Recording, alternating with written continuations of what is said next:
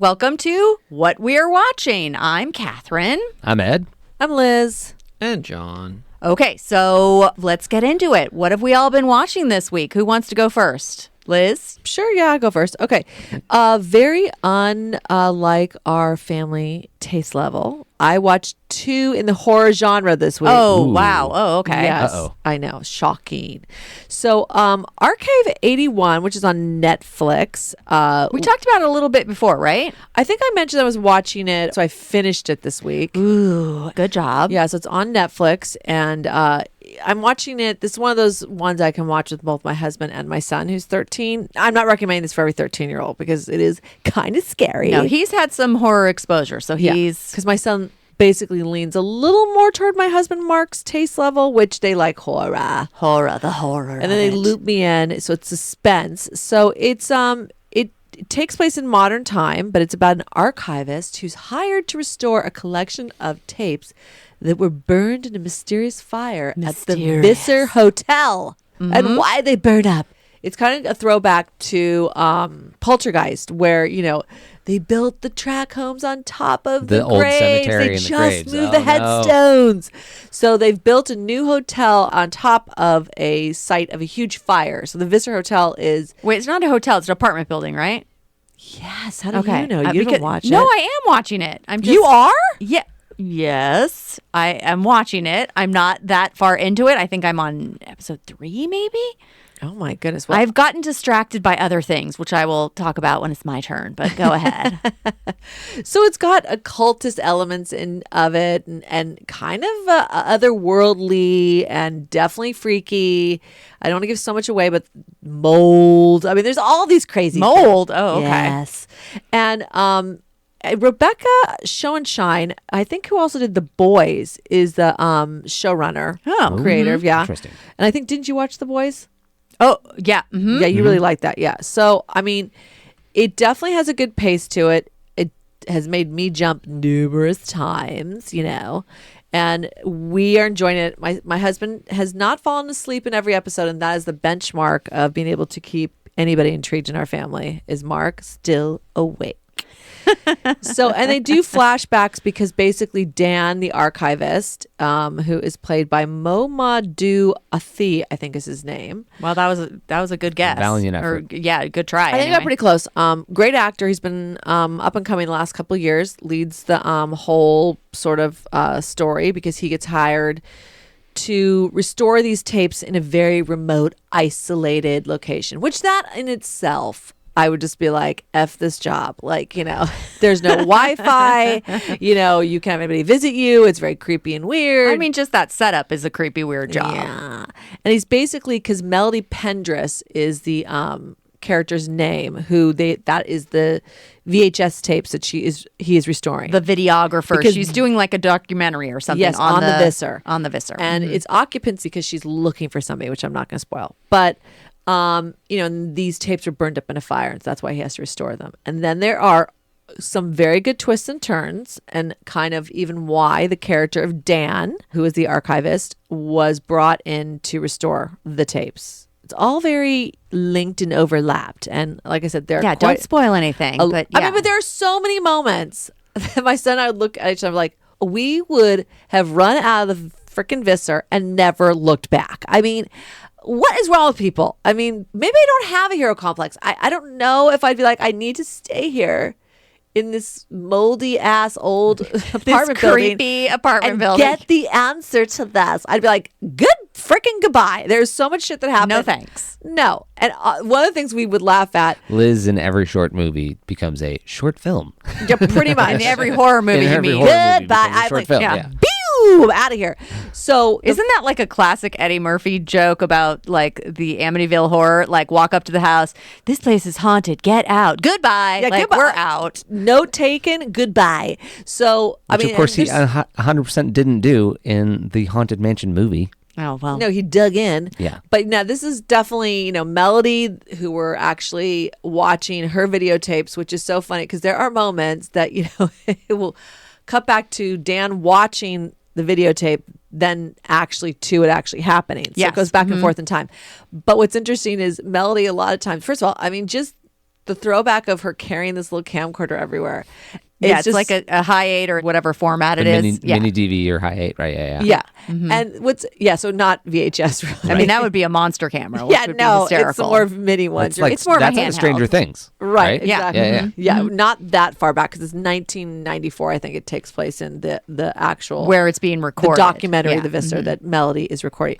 But there are moments where she will be having the camcorder and it's like just face down to the ground. I 100%. And I'm like, what is she capturing? So funny. Yeah. No, I'm like, for all of the video that he is watching, Dan, the character Dan, The archivist. the archivist, you see her supposedly carrying around this camera and shooting it, and you're like, that's not what she's shooting. I don't know what you're watching, but she mostly was getting the side of the wall and maybe the down the hall, The floor, I a mean, lot. Well, is there a light on the camera? Can you tell if it's Oh recording? no! It's a dark Okay. ass, apartment building. So yes, the quality would be very questionable to be able to make a documentary out of this later.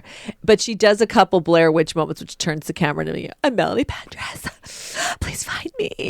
I mean, but then the running with the camcorder, like little camcorder. So I mean, even that would kind of make you laugh at moments. But overall, if you like suspense, if you like drama, horror, mystery, suspense, it's worth it. It's great.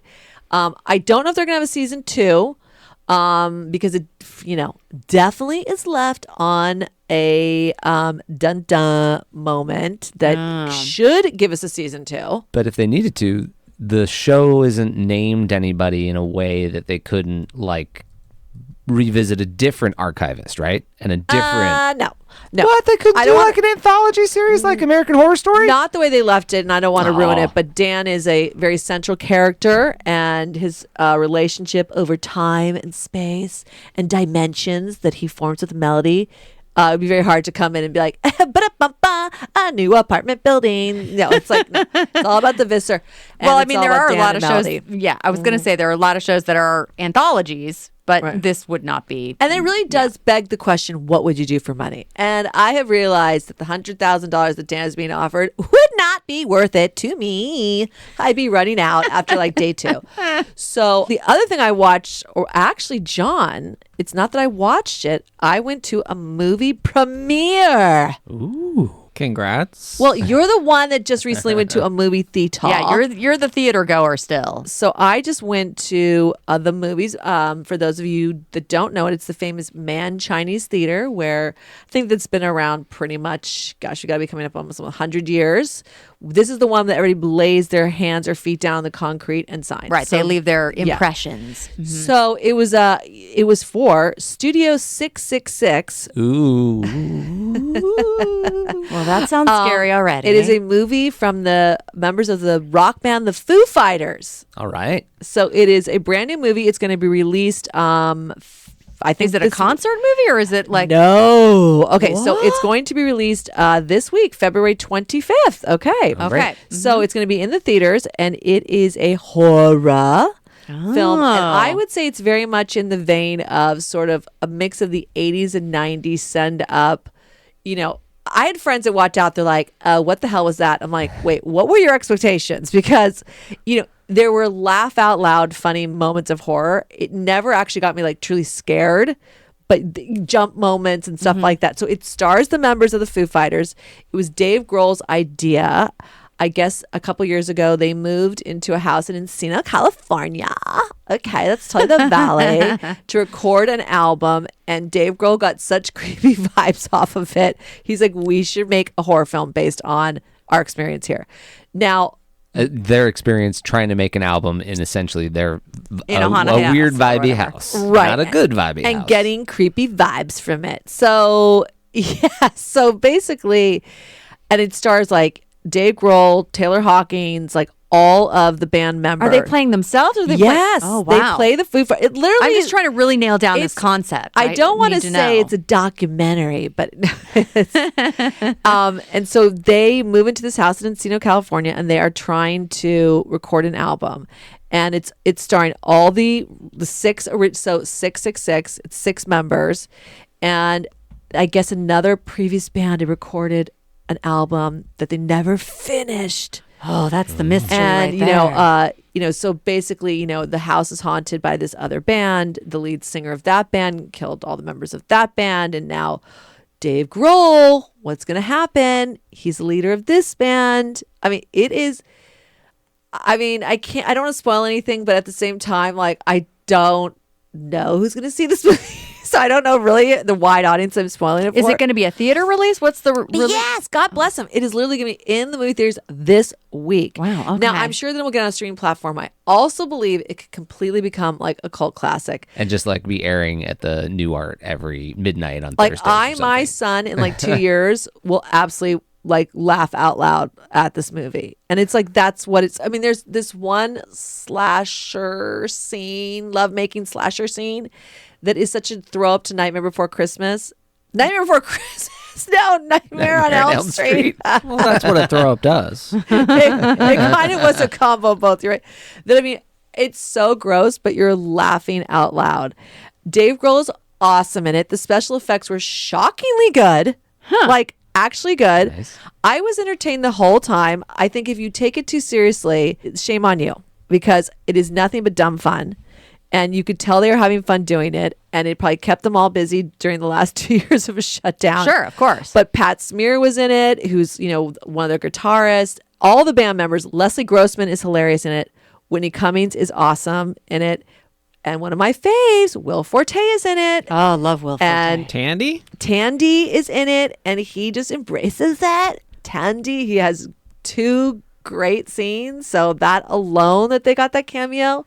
So listen, if you're going to the movie theaters, I mean, it's not Halloween time, but still it's very enjoyable. If you love the Foo Fighters, there's actually good music in it, because the album they're trying to cut, the song, that the overall song that they're trying to create, very driven by the drums, is very good. And just, I mean, listen, I could have had the haze of being in the environment of a premiere and just gone with it. But I thought it was, my husband and I have very different tastes when it comes to things like this, and we both enjoyed it. And then we went to the after concert afterwards, and, David Grohl was like, basically we're movie stars now. Wasn't enough to be rock stars. Yeah, They're so, also I mean, movie like I stars. said, It makes me think of almost a special episode of Ghosts. Like if there is a band that had been trying to make a thing at whatever, and then like Foo Fighters shows up at the bed and breakfast, and they're like, we can't do it here. We gotta go. yeah. But there's definitely some gross out moments. Like I said, the special effects were shockingly good.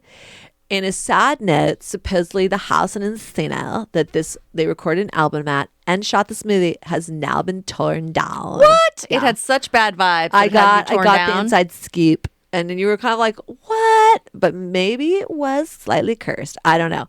But so that is Studio 666, which was from the Foo Fighters.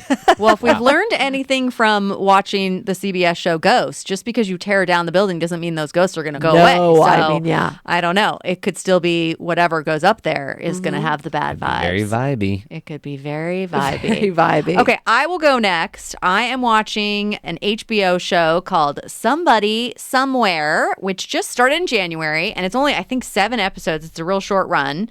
It stars Bridget Everett, who's a comedian. Oh, yeah. I love her. Cabaret artist out of New York. Oh, I didn't realize that. Yep. Okay. I just have seen her doing funny movies. She was in a movie called Mom's Night Out, I think, that was really funny. Oh, I better look that up because that could be not the title of it. I know her more from social media and Bravo. Andy Cohen embraces her. And yeah, she's a very well-known cabaret artist in New York. Wow. Okay, there you go.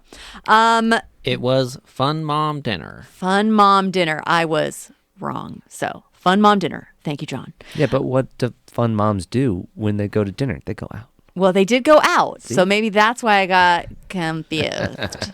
Okay, so Bridget Everett is the main character in it, and it's set in Kansas, and she is kind of having a bit of a life crisis because, not a spoiler, but her sister has passed away, and she's kind of having a hard time adjusting, and ends up becoming friends with someone from high school who she had kind of forgotten about, and embracing sort of the weirdos of the town, and kind of fixing her mental state that way. I really am enjoying it.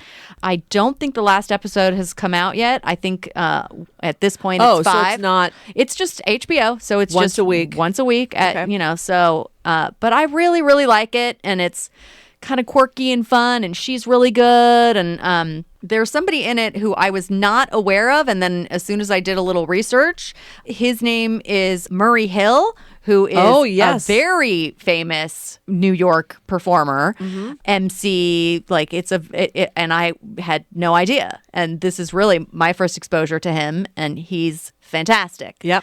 So anyway, A well-known New York personality. yes. Who's actually really sad. It was something, I think, just had their 50th birthday, and their apartment building burnt down in New York. What? Yeah. Oh, that's horrible. Because then they were on Wait, Watch Your was there videotapes that needed Oh, to no. be recovered God, see, I'm from tying it? it back to the Visser. You're right. Oh, God, no.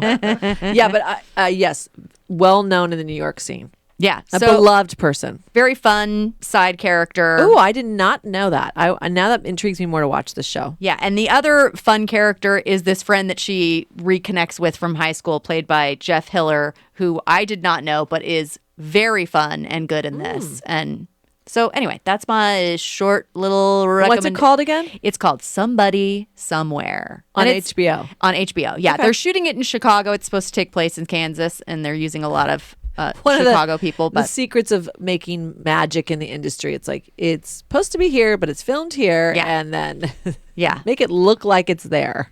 I guess it's actually based on Bridget Everett's real life. Oh. She is one of the executive producers, but then it was created by the two producers of High Maintenance, Hannah Boss and Paul Thurine. I think that's how you say it. I don't know if any of you watched High Maintenance, which was first an online show and then became an HBO show. I did watch a lot of High Maintenance. And you liked it a lot. I did like it a lot. Because you love drugs. I'm so into the drugs. It's just the online version of the show. They were short episodes. They were like 8 minutes, 10 minutes, like, maybe 15, whatever. So then when they moved it to HBO, they became full half hours. And then also the Duplass brothers are executive producers. So I think Jay Duplass has directed a couple episodes, and they are involved in it somehow. I mean, they didn't call me and tell me exactly how they're involved, but Like, get a hold of my sister. She wants to know what's going yeah, on. I know. guys. I'll Exactly which emails right did now. you send? Send a tweet, please. So, yeah. Anyway, so that's Somebody Somewhere on HBO, and very enjoyable, and not done yet, but only going to be 7 episodes this season. And I think it did just get picked up for a second season, so that is going to happen. So there you go. All right, John, Eddie, who's next? I'll go. I watched some interesting things this week because I wanted to bring something cool to the table.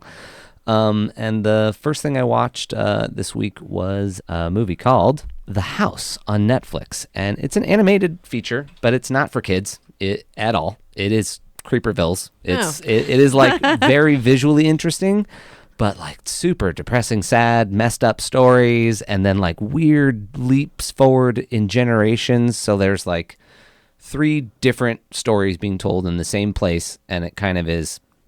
It doesn't go well in that place. Why are we all talking about places that have issues with Oh, no. episode? I like that this house is in Real estate is hot right now. I was just going to say, I like that you said that this house is in Creepersville. That's it's That's a Creepersville. nice, Ugh. that would be No a thanks. bad town to move to. Oh, I moved to Creepersville. No. Yeah, it's full of like fun people. Why does everybody think Creepersville is like creepy? Oh, I get it now. It's Anyways, creepy. it came across my radar as I'm just navigating Netflix, as one does. I'm like, okay, well, what's this about? And I did a little research on it, and I was like, that brief intro, I'm going to go ahead and read that to you.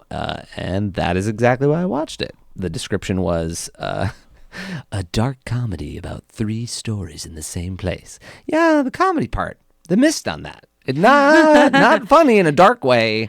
Like, there's Just dark dark, yeah. comedy. That was just dark. But along the Coraline movie, that style of animation where you're just like, oh, that is so rich and deep, and I'm into it. This is a weird story. So And I'm not visually really good. Yeah, visually very compelling and interesting. And similarly, how we've talked about a director style where it can go in different directions. Sometimes it gives you a whole bunch of stuff, like in our Huge Fans series, we talked about Wes Anderson, and animated feature that he did, and I guess he's probably going to do the next Roald Dahl one that he's doing is also going to be stop motion animation. So it started out kind of in the, we were just talking about this, and I kind of like these things. And man, that was dark. But it was really interesting to watch. So I would recommend for anyone who's not going to be bothered by a weird, dark story, but likes the really rich visuals that you get when you get a real artist that's putting something out there. And that's not something you always get on Netflix, that they're putting the time and the money in on that kind of property. So it was nice to see that it wasn't like a property that got put up for Netflix. It was like, no, Netflix bought and made that. They do some cool stuff. It doesn't always get the population that you would get, and it's like out in the last month. So cool. And one of the voices was Helen Bonham Carter. Oh, well, she's that a alone. standout. Yeah. Again, hard to get past how it looked and the story they were telling into the even voices. I'm like, yeah, those are mice and cats and people, and woo! We're just going to leave it there. We don't need to know who's spending time on that and who has that in their mind, but we're just going to move on. And so then based on, having something visually interesting to go with, I went with another super visually interesting director. And I really didn't know anything about this in advance. And as I was taking notes of it, I noted to myself, I'm like, I'm noting a couple cast members from Amelie and some of the look and the visuals. Oh, it's the same director. Well, that would make sense. That would be like watching a Wes Anderson movie, not knowing it was Wes Anderson, and then going, wow, it's all center framed and it's got these squares and all these pretty colors. So this new movie that I watched was called Big Bug, and it's by Jean-Pierre Jeunet, which please forgive me for my poor pronunciation of that, but that's as good as I got. And he's the same director from Amelie, and a couple different cast members that also made in that, not Amelie herself, but like the lady that ran the little confectionery shop that Amelie went into every single day, and the like guy that she was in love with, that's his cast members. That's his crew. He uses them in everything he does. That's his like go back So to. this, just to clarify for myself, this is not animation. This is live. No. This is just another super visually interesting auteur or artist director that. And is it in French or? It is in French. However, as my little notes have, it starts with. Let's see what my actual notes say. French. Adding subtitles. Oh, English dubs. It's even weirder with mismatched lips. Yeah. Because that was like, I'm not going to try to work that hard on this right now. Mm-hmm. It's going to be fun to watch it and let it go through the experience, because the initial entry point wasn't the director. It was like, ooh, this is a sci-fi futuristic. There's a robot in a house that is just, I'm in. I don't know what you're going to do with an automated robot maid that's doing some weird stuff in a sci-fi futuristic house. I'm in. Let's watch it. Let's see what's happening. And so I'm watching it and, get to this point. I'm like, okay, 3 minutes in, this is super French. I'm definitely not going to want to do the subtitles for this whole thing. Oh, it's Netflix. They totally dub everything. Let me see what we got. Nailed it. Awesome. And I have had to since go look up the Big Bug voices. The only one that I was like really pulling and actually had in my head as I was listening to it was Mary Lou Henner is like the one main voice that I could track. I was like, wait, as the dub voice? As the dub voice. Oh, okay. I'm like, I 100% know who that is. I don't know why I know who it is. And I had to look it up. I'm like, well, Catherine will know who that is. From Taxi? Yeah, exactly. Mm-hmm. And lots and of a thousand books other things. A thousand other things that we've done that since Big then. health guru book. But yeah. So, author, yeah. So, part of then diving into this is like just experiencing it, figuring out that it was a director I already liked. I'm like, oh, okay. And then I started to look up some more stuff, and it has not been well received. Fine, whatever.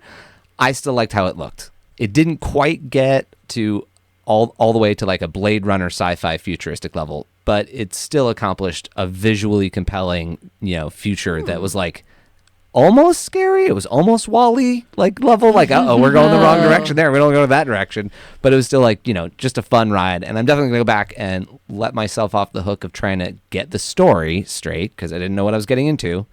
And I don't think I've ever watched Amelie dubbed. I'm just going to go back and watch it in French and let the French experience of it actually, because there's a whole different... Wait, with subtitles? You mean like as a second? I have no problem watching a movie with subtitles. Are you going to try to learn French? What the hell are you talking about? I want to. I have lots of time left in my life to do it. Get on it. What is it? Catherine spoke a little when we went to France together. Catherine, your high school French came in. Un petit Oh God, I don't remember. I mean, it has left me. I mean, my very small amount of French that I held on to. I needed like 2 glasses of wine, and then I was like fluent, baby. No, I was a nightmare. So that was called Big Bug. Big Bug, and ultimately it's the automaton robots or whatever. Something goes wrong. It's pretty obvious. It's right there in the title. You know what you're getting. It's a big bug in them that's a problem. Well, I will say that I had Netflix will tell you, what's happening. Yeah. So I did click on it and watch the trailer. So I absolutely know what movie you're talking about. But what it made me think of, and Liz, I think did you watch Love, Death, and Robots? It was that anthology. Loved yes. it. Oh, yeah. So highly recommend that. Yes. I mean, and definitely. And that's animated. Not for children. No. We thought it was at first, and then get out, Ethan, get out. I mean, this is animation, so it's not appropriate for kids. It's a fantastic anthology series with a wide range of different types of animation and obviously anthology, so all different stories.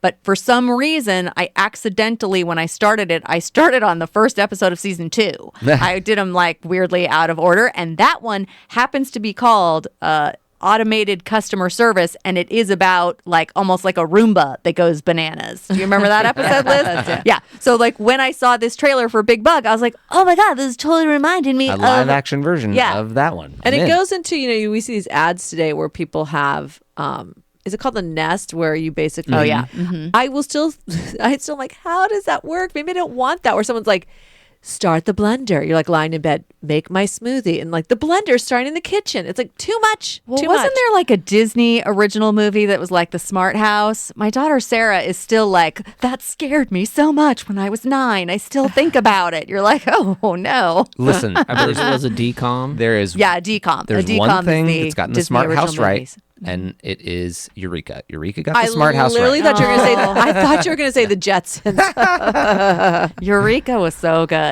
Yeah, the Smart House in Eureka. I forget what the voice was, but the voice was really great. Oh, what? Oh, no, I do remember now, but I'm not. Yeah, you don't want your house to be smarter than you, but we're getting to that point where it will be. Well, so it's definitely getting to the point where you can definitely have a piece of equipment that is listening to everything that you are doing, and you could be, No, it's a person. When you address it by name, it listens. Otherwise, it doesn't listen. It's not listening. Yeah, this movie addresses that topic directly in Nice. a horrifyingly bad way with robots taking over the world. It's great. It's perfect. fantastic. You'll really enjoy it. Ooh, And if you like the look of Anomaly movie, but the vibes of Fifth Element. Or like, I love Fifth Element. my God, one of my Fifth favorite Element. movies ever. we should do a huge fans on Fifth Element because We could, because I've seriously probably watched it 20 times. I love it so much. Okay, so John, that means you're up. Oh, I'm up. All right. So I took another trip to the movie theater. See? No Okay. big deal. Now, I know Valentine's Day has passed us for this year, but maybe you still want to see Marry Me, the Jennifer Lopez, Owen Wilson movie. I do want to see it. It was very fun. It's also simultaneous on Peacock, so you don't even have to go to the theater if Oh, you wait a don't minute. want to. Okay, I'm not But going spring anywhere. weddings, actually, that's what I think it's leaning into. If you say so, for sure. Yeah. So Wait, you went to go see a rom-com, basically. yes, because they're still comedies. Yes, What do I okay. not like? Attractive people who are funny? Yes. And And falling in love, Yes. And as if we're not going to go see any Wilson brother in a movie. I mean, yeah. Like, I may not have gone in real life to the theater and seen it, but that's on my radar for sure. Yeah, I do. So yes, Owen Wilson, and Jennifer J-Lo's Lopez. hilarious. Yeah, Love I mean, J-Lo. look, unfortunately, it was not quite perfect. It is still fun, still good for a romantic comedy. I feel like it is not, it's not eclipsing The Wedding Planner or anything for her or other Owen Wilson movies, but it's still fun, it's still good. Jennifer Lopez does a fantastic job. You feel like you're watching her real life with 1,000 assistants and commercials in her kitchen and 17 houses and Yeah, she has said that this character was very close to, she could bring a lot to it because it was very close to her real life. Like she really understood this place that this woman I'd be was curious in. to see that because Yeah, for sure. I got a little glimpse of that working on a campaign with her where I actually went to her house like 3 days after Christmas, yikers, and saw the machine at work. So that would be interesting to me to see. She's a hardworking, busy lady. Absolutely. 100%. Very prepared, professional. I do like the setup that she is a rock star and then like, pop star. Oh, sorry. Yes. But yes, absolutely. Which is like, I again, should have said she's a mega star. It doesn't have to necessarily mean. right. But again, very similar. Like, this is your real life. This is just you, not a character. So Very close. There was a moment during the movie that I absolutely just thought of your story about that, shoot with her, with J-Lo. I was like, I feel like I'm watching what Liz witnessed when she was working at J-Lo's house. I'm just seeing it in a movie. Maybe that was right the now. inspiration for it. Definitely not. Unfortunately, as all the celebrities and whatever do advertisements, I'm sure a lot of people have had that's that true. experience. Yes. So yeah. Was because I have seen a lot of promotion and her pushing the songs in it. So she does sing in this. Yeah. Oh. Quite a few songs. Not to dissuade anyone from Hustlers, but I mean, I feel like you got more performance out of this for sure. You got multiple songs, multiple like dance numbers. Really? I mean, J-Lo. That's why I said you're like watching. This is just your real life. This is like, and then how many performances do you do a week, a month? This is what it would be like. And then dash a little bit of Owen Wilson in there. Yeah, unfortunately, not enough Owen Wilson. Ah. He was playing a little low energy, I guess. For he's a teacher. He's not a comedian. Okay, you could be funnier. We like you when you're funny, but that's all right. It was still very fun. Chloe Coleman, the little girl, Owen Wilson's daughter from My Spy, which was super good, and she was also in Upload, the show on Amazon that we like, and even in Big Little Lies. Have we not talked about Upload? No, because Is there going to be another season? God damn it! I don't know. Supposedly, It's yeah. so There good. better be, Hasn't because then happened. we can talk about it then. Yep. No, more just like I don't think I knew that you guys watched it because I loved it so much and I couldn't find anyone to talk to about it. Well, I think we mismatched on the first season, like closer to when it came out, and then now it's been a while. So yeah. Yeah. Okay. Sorry. Go ahead. So anyway, See, the funny thing is, I don't know what Upload is. I'm now tempted to watch because the three of you, you sorry. totally should. Oh, It's you super should. fun. But then I also am one of those people like, wait, are No, they it's not so going to do good. another season? Am I going to get? Am I going to be That's disappointed That's like what we you were guys just now? saying. Yeah, that's what we were just saying. Like, oh, well, then you should get caught up so we can do a pre-season All right. love fest of the Upload. Okay. Preseason, we're gonna do an NFL draft day. Yeah, What are you NFL talking draft. What's going to happen in this season of Upload? No. What's happening?